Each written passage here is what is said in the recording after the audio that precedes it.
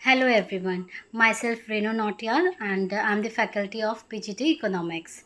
Today I'm discussing the chapter Aggregate Demand and Related Concept. It is a chapter of class 12th macroeconomics. Okay, so first of all I think so many of the students are thinking that this is a very difficult chapter, but according to me it is a very interesting chapter. So just without wasting our time, I'm discussing this chapter. So first of all, inside this chapter we will go through meaning and component of aggregate demand, and after it is there is aggregate supply and its component. But today we will discuss only about aggregate demand and related concept. Okay, aggregate demand and its component. So first of all, what is aggregate demand? If in simple terms we say that what is aggregate demand, so aggregate means whole economy, means all the individuals which are inside the market, they are demanding in the market for the goods and the services. Okay, and when they are demanding in the market in an accounting year. Now what is accounting year? Accounting year means financial year which is started from 1st of April to 31st March. This is your accounting year or financial year. In this year, a consumer is demanding for goods and services. Goods and services for self consumption, that is aggregate demand. Okay, and the consumer is to when all the consumers togetherly demanding in the market in an accounting year, that is aggregate demand. I hope you all understood about aggregate demand. Now we are going through its component. Then what are the components of aggregate demand? But before it, I just clear your doubt that there is a difference between market demand and aggregate demand.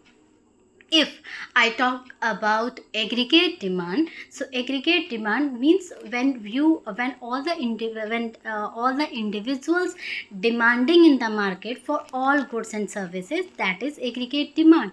But market demand for a single commodity, okay, for only one good, all the consumers are demanding in the market, togetherly demanding in the market, that is market demand. Okay, all goods and services is related to aggregate demand and only one good is related to market demand. Now moving forward towards component of aggregate demand. The component of aggregate demand further are divided into four parts. Okay, that is C plus I plus G plus X minus M. Only four components are there. Again I am repeating, C plus I plus G plus X minus M. Now what is C? You have to remember that which one is denoted by which alphabet, and alphabet is a small or capital. You should also remember this. Okay, now just go ahead. First of all, C means consumption done by household sector, and household sector always do consumption for self consumption, and they are demanding for goods and services in the market. Now goods and services, like we are demanding for food, we are demanding for furniture, for our luxurious items, and services like any doctor, customer care, all are giving their services. That is the part of service. Okay, this is the part of consumer. Okay, consumer demanding in the market. Okay, now second one is your government, C plus I. First of all we will discuss about investment. What is I? Investment, who will do the investment? Firms always do the investment. Okay, now what the firms are demanding in the market? They are doing investment. It means that when they will give the money, so in return they will take something. So what they are taking? They are taking machinery, whatever the things are used inside the firm for producing the goods and services. This is related with investment. Okay, now moving towards government always do expenditure on the public for the you can say for the welfare of the public. Now expenditure done by the government is in development and non-development expenditure. Now what is development and non-development expenditure? Development expenditures are those from which there is some development of the economy, you can say, or for the country, like development related to education, related to hospitals, all these things related with development expenditure. But if we talk about non-development expenditure, right now I believe you all are aware about flood, which is going on everywhere. If we talk about Punjab, Uttarakhand, where you are seeing in many places. So for these reliefs, government is sending the remittances, and this remittances, the money, you can say the contribution done by the government, it is a non-development expenditure. Government is not getting anything in return. Okay, so this is the part of non-development expenditure, which is expenditure done by the government. Now we are moving towards next and the last one, net export. Net export means export minus import. Government always do export and import, है ना, you all know, I believe. So this is related with net export. Okay, so we had gone through component of aggregate demand, that is C plus I plus G plus X minus M. These are the 4 component of your aggregate demand. Now we have the next topic, open economy and closed economy. So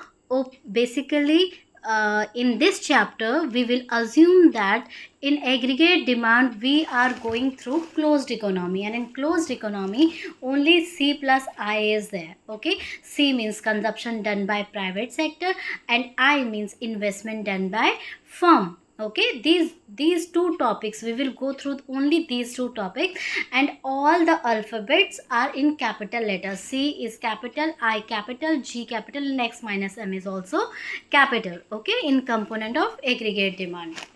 Now what is open economy? Open economy means where there is no geographical boundary. Consumers are demanding inside the country or from outside the country as well, like C plus I plus G plus X minus M, export import from one country to another. So this is your open economy. Okay, now if I talk about closed economy, C plus I already told you that in this chapter we will assume that aggregate demand is done in the closed economy only. Now see, consumption done by the private sector in 2 ways. What is your induced consumption, and second one is your autonomous consumption. Firstly we go through autonomous consumption. What is autonomous consumption?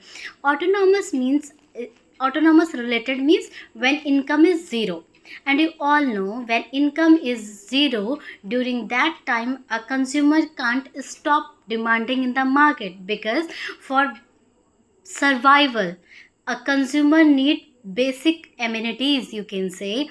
A consumer need food for his survival, so definitely he will demand in the market for food. How, from where he will demand in the market? From the previous saving. Consumer might having some previous saving, from this saving he will demand in the market for consumption, because he can't live without food. The basic need is needed for the consumer. So from if we talk about autonomous consumption, it means that when income is 0, during that time when the consumer is doing consumption, that is autonomous consumption.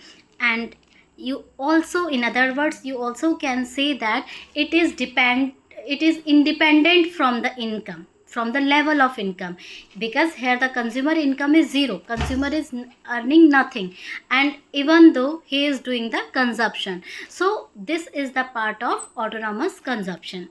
Now we are talking about induced consumption, induced investment or induced consumption. It is basically done by the government, because if we talk about a consumer, the consumer always demand in the market when he is having some money, and if he don't have any money, so definitely for the survival he have to demand in the market. Okay, now if we talk about induced investment, it is directly depend upon the level of the income. Okay, when the consumer income will increase, or the consumer will increase the demand, and when the consumer increase will decrease, the consumer will demand in the market. But if we talk about government, so definitely autonomous investment, here is the firstly we had gone through autonomous consumption. It means that when income is zero, during that time a consumer doing a minimum level of consumption, that is autonomous consumption.